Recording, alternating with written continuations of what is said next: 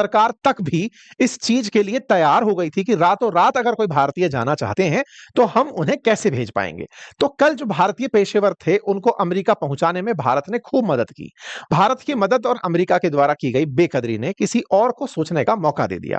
कल मैंने आपको अपने सेशन में एक जिक्र किया था और कहा था कि जो भारतीय पेशेवर अमेरिका नहीं जा पाएंगे उन भारतीय पेशेवरों की तरफ किन्हीं और देशों की नजर होगी।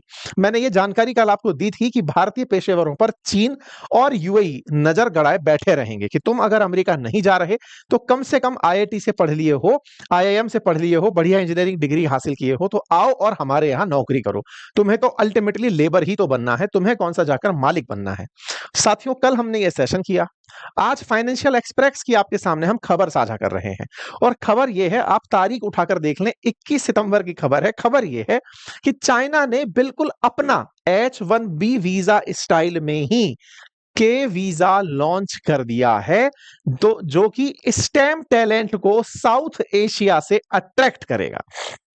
ये जो टाइटल है इसमें अगर कोई बिंदु समझने का है तो वो दो तीन है, और वो ये कि H1B वीजा, जो कि मैं ऑलरेडी आपको बता चुका था, अमेरिका ने जिसके ऊपर कहा कि 88 लाख रुपए देके प्राप्त करोगे, उसकी जगह चाइना ने ऑफर दे दिया बिल्कुल वैसा ही के वीजा। इनके यहां पर इतने ही हाई एंड टेक्नोलॉजी वाले लोगों को बुलाने के लिए वीजा का टाइप नाम दिया गया के वीजा, और कहा गया या तो आप साइंस से हो या टेक्नोलॉजी से हो, इंजीनियरिंग से हो, मैथमेटिक्स से हो, आप किसी भी बैकग्राउंड से हो और आप साउथ एशिया से हो। साउथ एशिया में भारत सबसे बड़ा देश है जो टैलेंट एक्सपोर्ट करता है।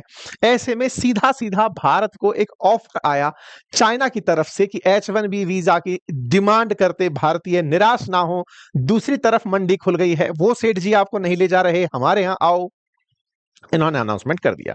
कल ही हमने बताया था, आज ही ये अनाउंसमेंट हो गया। क्यों हुआ ये सब आज के सेशन में बताएंगे।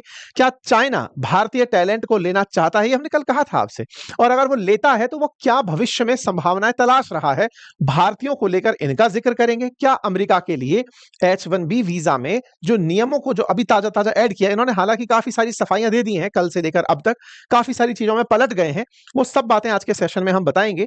लेकिन कहीं ना कहीं किसी और ने उस पर नजरें बनाई हुई थी, हम उसका जिक्र करेंगे। ये सारी बातें तो चल रही हैं, लेकिन सभी बातों में आपका दिमाग एक ही जगह है, और वो ये है कि हाईली स्किल्ड अगर कोई व्यक्ति है, उसके लिए अमेरिका भी लड़ रहा है, उसके लिए चाइना भी दावेदारी कर रहा है, यूएई भी कर रहा है। ये स्किल वाले लोग ही हैं जो पहले जाकर अमेरिका बस गए थे। ये अल्टीमेटली स्किल ली कहां से जाती है, हाईली स्किल्ड हुआ कहां से जाता है, और अमेरिका को इतना कॉन्फिडेंस कहां से आया कि उसने ये कह दिया कि H1B वीजा धारकों को हम रोक सकते हैं। अब मैं आपको इसके पीछे ले चलता हूं। जो इन दिनों मीडिया में बहुत ज्यादा न्यूज निकल कर आई वो ये है कि असल में जब से अमेरिका ने अपने यहां पर आर्टिफिशियल इंटेलिजेंस का यूज करना शुरू किया, आपने खबरें देखी होंगी कि बहुत सारे ले ऑफ्स हुए, बहुत सारे लोगों को रोजगार से निकाला गया, बड़ी संख्या में लोगों को नौकरी से निकाला गया, क्योंकि बहुत सारे काम अब मशीन खुद कर रही है या आर्टिफिशियल इंटेलिजेंस से हो रहे हैं। ऐसे में एआई ने जो जॉब खाई, उन जॉब के चलते जॉब क्राइसिस, या फिर ये कहिए कि जॉब की बहुतायत भी हो गई थी कंपनियों के अंदर।